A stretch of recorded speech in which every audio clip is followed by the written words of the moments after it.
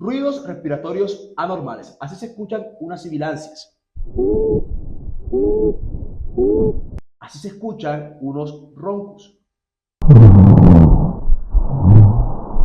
Así se escuchan unos estertores. Y así se escuchan unos crépitos.